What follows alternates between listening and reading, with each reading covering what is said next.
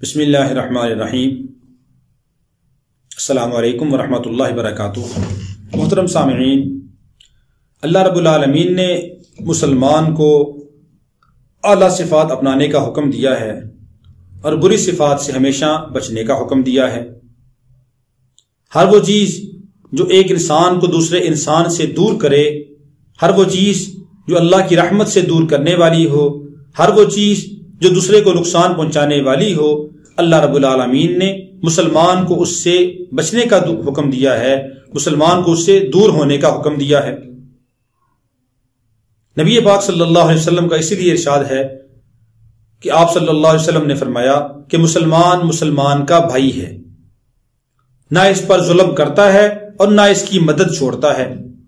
مسلمان مسلمان کے اوپر ظلم نہیں کرتا، اور اگر وہ مدد کا محتاج ہے، اس کو ضرورت پیش آئی ہے، مسلمان اس کی مدد کرے گا۔ اور فرمایا کہ جو آدمی اپنے مسلمان بھائی کی حاجت پوری کرتا ہے، اللہ رب العالمین اس کی پوری حاجت پوری کرنے میں لگا ہے، اللہ رب العالمین اس کی حاجت پوری کرنے میں لگ جاتے ہیں۔ جو آدمی یہ چاہتا ہے کہ اللہ رب العالمین میرے کاموں کو بنا دیں، تو اس کو چاہیے کہ وہ اپنے مسلمان بھائی کے کام کرے، اس کے کام آئے، اس کی حاجت کو پورا کرے، اللہ اس کے کام کو پورا کر دیں گے۔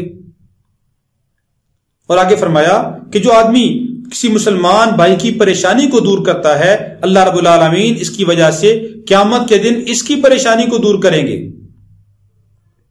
یعنی اگر آخرت کی پریشانیوں سے بچنا چاہتے ہو، دنیا کے اندر کسی مسلمان کی پریشانی کو دور کرنے کا ذریعہ بن جاؤ، اس کی پریشانی کی دور کرنے کے اندر اس کی معاونت کرو، اللہ رب العالمین قیامت کے دن تمہاری پریشانی کو دور کر دیں گے۔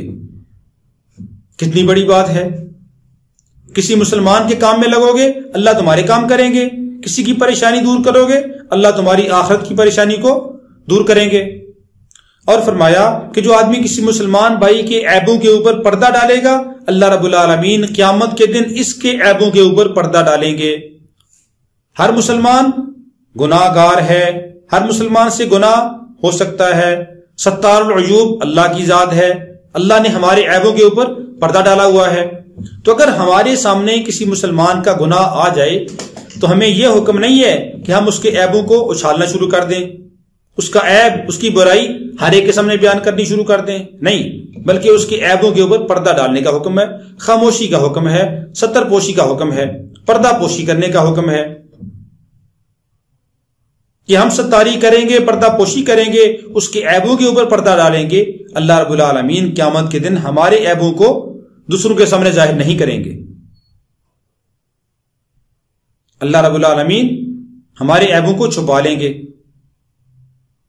اس لیے ہمیں پردہ پوشی کا اہتمام کرنا چاہیے اور دوسروں کی مدد کرنی چاہیے۔ کوئی آدمی مظلوم ہے، اس کی آہ و بکا کے اندر اس کی مدد کرنی چاہیے، اس کی معاونت کرنی چاہیے۔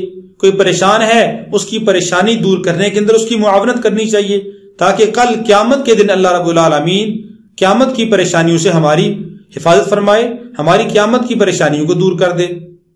کوئی کام نہیں ہو رہا، دوسروں کے کام میں لگ جاؤ، اللہ رب العالمین تمہارے کاموں کو بنا دیں گے۔ کتنا آسان سا نسخہ اللہ کے نبی صلی اللہ علیہ وسلم نے بتلا دیا۔ جب کوئی کام نہیں ہو رہا، دوسرے مسلمانوں کے کام میں لگ جاؤ، اللہ تمہارے کاموں کو بنا دیں گے۔ اس لیے اچھی صفات اپنائیں گے، اللہ رب العالمین ہمیں آخرت کے اندر بھی اور دنیا کے اندر بھی ہمارے لیے اچھے فیصلے فرمائیں گے۔ اللہ رب العالمین ہم سب کو ان اچھی صفات کو اپنانے کی توفیق عطا فرمائے۔ السلام علیکم ورحمۃ اللہ وبرکاتہ۔